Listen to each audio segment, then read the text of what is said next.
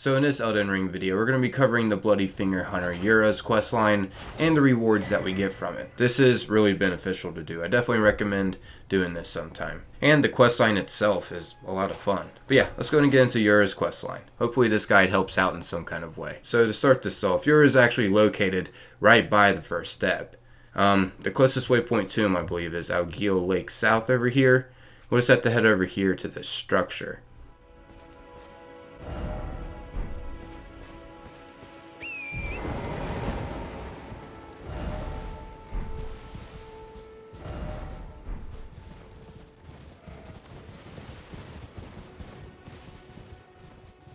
And yeah, once over here, as you can see, we'll be able to find him. And here's what he says when we go to talk to him. Ah, you must be the new Tarnished. You do well to steer clear of Algil Lake, fledgling. The dragon roosts there, and it's as fearsome as it is majestic. So, unless you're mad, or wish to be burned alive, stay clear of the lake.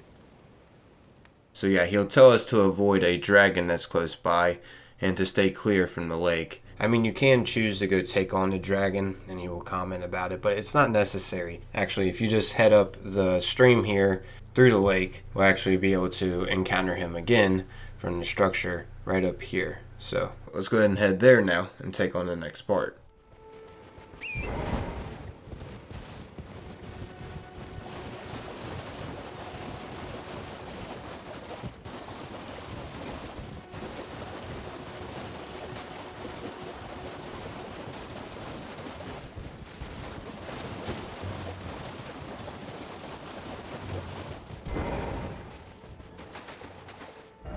When you get over here, you'll be invaded by Bloody Finger Nerijus, and a little afterwards, Yura will come and help out during this invasion. It's awesome having him as an ally helping out, going through his questline. It's just a unique experience, having him right by our side in battle. This is what he says when he first comes to help.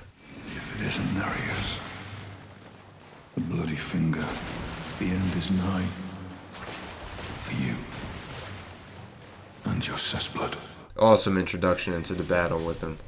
But yeah, once we defeat Nerijus, we'll get rewarded this unique sword called Reduvia. As you can see, here's what it looks like and how it attacks. And here's the stats on it. It causes blood loss buildup, and it requires 5 strength, 13 dexterity, and 13 arcane. And overall, the stats are pretty decent on it. Not the best thing that we're getting in his questline whatsoever. Anyways, after defeating him, we'll just have to continue up this stream this way in this cave that's nearby. We'll be able to find Yura inside of here. And here's what he says when we go to talk to him. Ah, we meet again. To have fought Nerijus and lived. You must have seen your share of battle. I am Yura, as you might recall. Hunter of Bloody Fingers. Tarnished, held in thrall by cessblood. Zealots, who stalk their own. You stay the path. You're certain to face more of them. Just remember, no kinship with their ilk remains. Their madness precludes it. Don't let your emotions stay your blade. Be on your way. Perhaps we will meet again. If fate permits. So now, after talking to him here, we're now going to need to head over to Lucaria.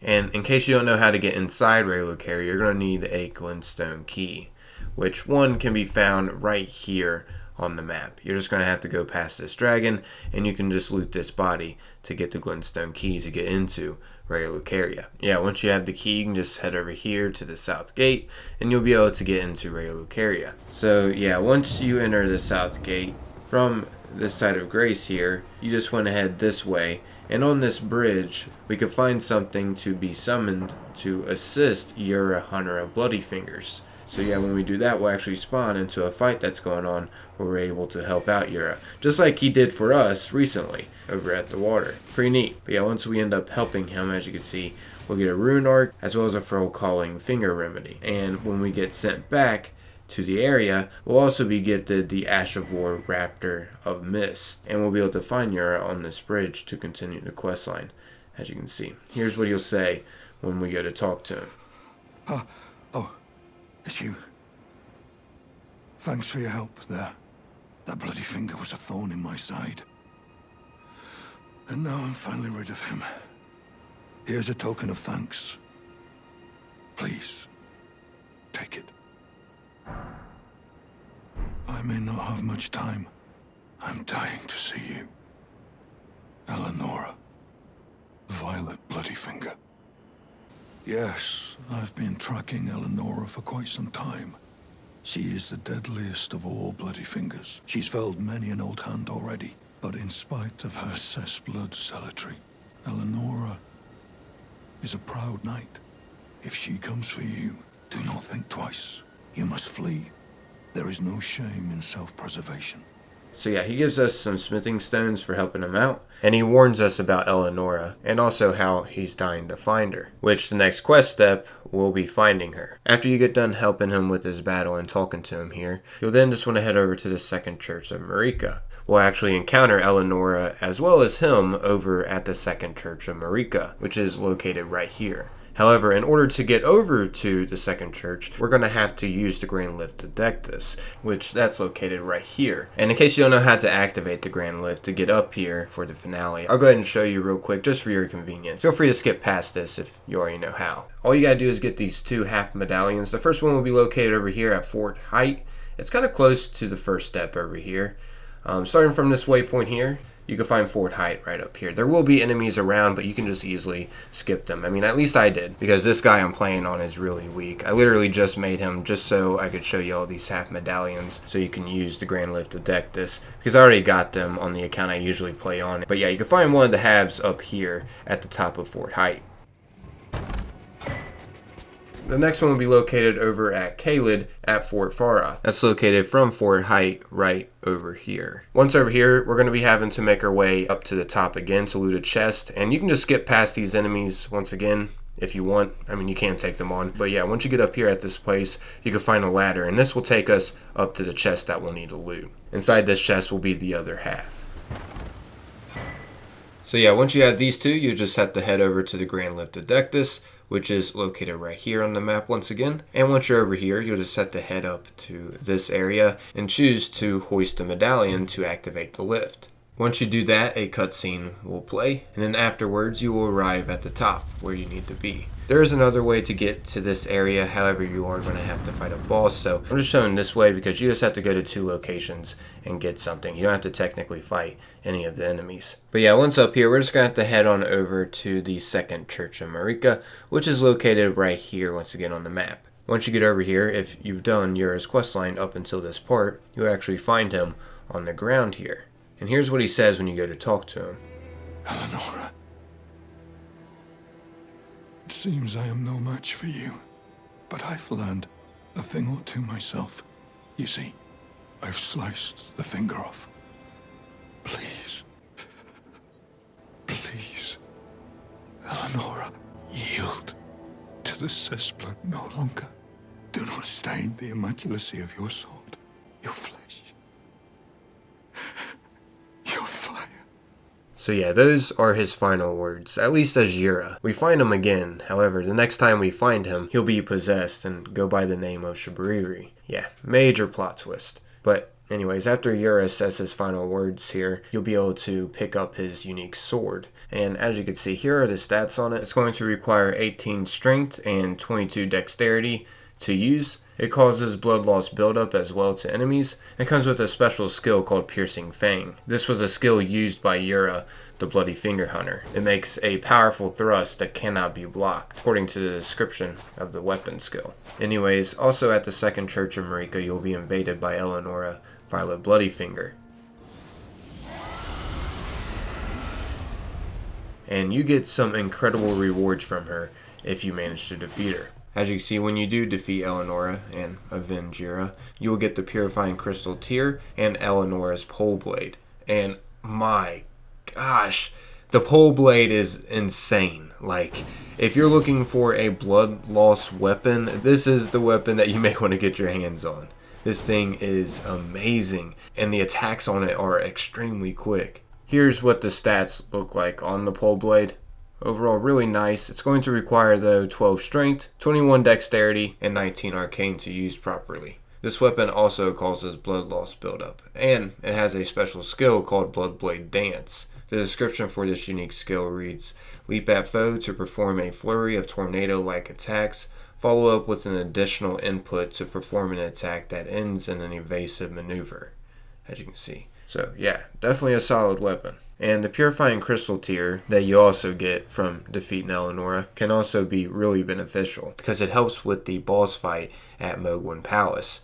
You know, the place that you go to that's a part of Vare's questline and has an insane rune farm there that will level you up quickly. Yeah, that place, the boss there is Mohg, the Lord of Blood. And this Purifying Tear makes it so that his curse attack, which is a part of his phase that he does when you get him low enough, won't affect you as much. I mean, it will still do a little bit of damage, but it doesn't do nearly as much as it would typically. Like, it's devastating how much he typically does without this thing. This thing helps so much against him. It definitely won't hurt getting your hands on this. Yeah, you'll be able to put this in your flask and you'll just drink it right before he does this devastating attack.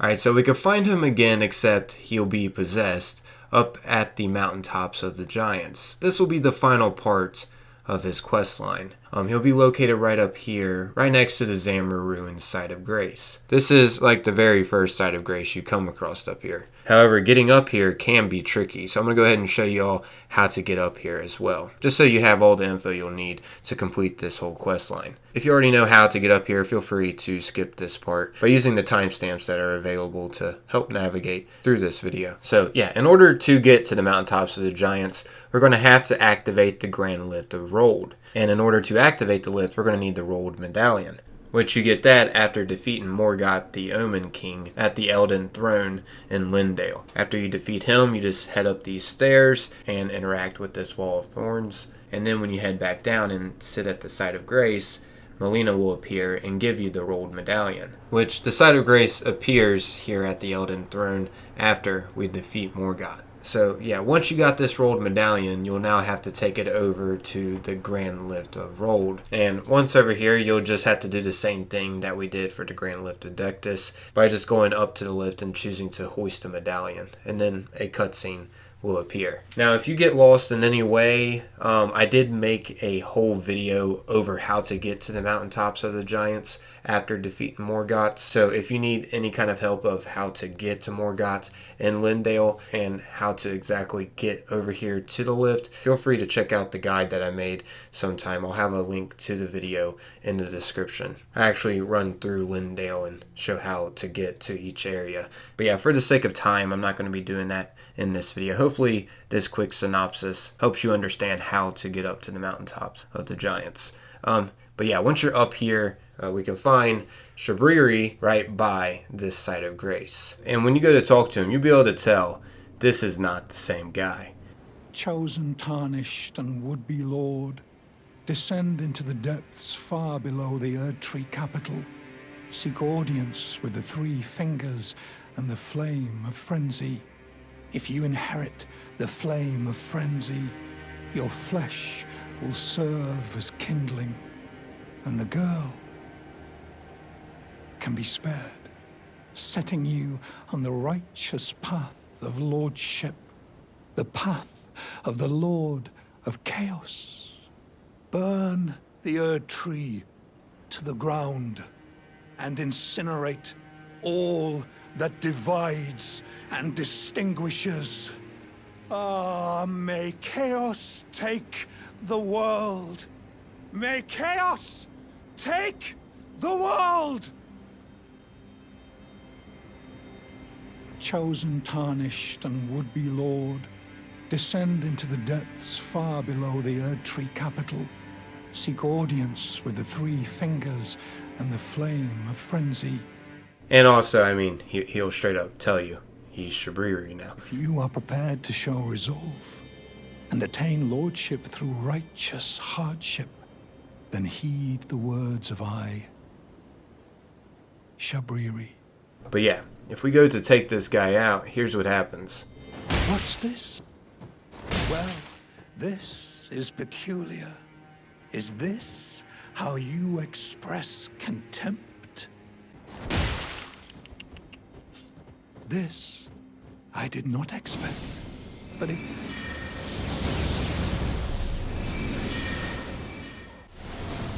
Shabriri is chaos incarnate. I cannot die.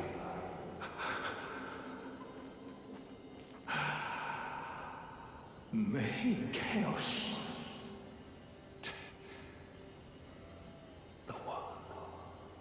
So yeah, once defeating him, he'll say that. Now we know Shabriri is a chaos incarnate. And as you heard after defeating him, he can't die. But yeah, also as you can see, we get Yura's awesome armor too once we do defeat Shabriri up here. And overall, the stats on the armor set look great. As you can see, here's the stats on the helmet, here's the stats on the chest, here's the stats on the gauntlets, and here's the stats on the greaves. Feel free to pause at any moment if you want to further investigate the stats. And I will say there is something interesting as well if you go to read the description of the hat. As you can see, it reads, Iron Casa of the man who calls himself Shabriri, crafted to initiate the woven straw hats worn in the land of reeds. The man once known as Yura kept a woman in the deepest reaches of his heart. And that sentence there at the end is actually on all the armor pieces. As you can see, the man once known as Yura kept a woman in the deepest reaches of his heart. And that's on the chest. It says the same thing for all of them. Thought that was interesting to point out. But yeah, I guess I'll start wrapping up this comprehensive video over Yura's questline. This took a while to put together. I will say, before completely wrapping up this, if you do go to where Yura is first located at, and you just see his weapon there, you will be able to still get all the other gear as well from this questline. If you just go over to the second church of Marika, you are still able to get Eleonora to invade you at the second church of Marika to get what she drops as well when you defeat her, such as her Poleblade and the Crystal Tear for Mohg, the Lord of Blood, and you can still get his armor set too up at the Mountaintops of the Giants. So if Yura wasn't there but just his weapon was, don't worry, you're still able to get all the other goodies from this questline too, which I think is awesome the developers still did for us, because there's some crucial gear that we get from this. But yeah, I'm out of here, everyone. If you did find this enjoyable, consider taking a little bit of your time and leaving a like on it. The support is greatly appreciated. Hopefully this is able to help you all out in some kind of way.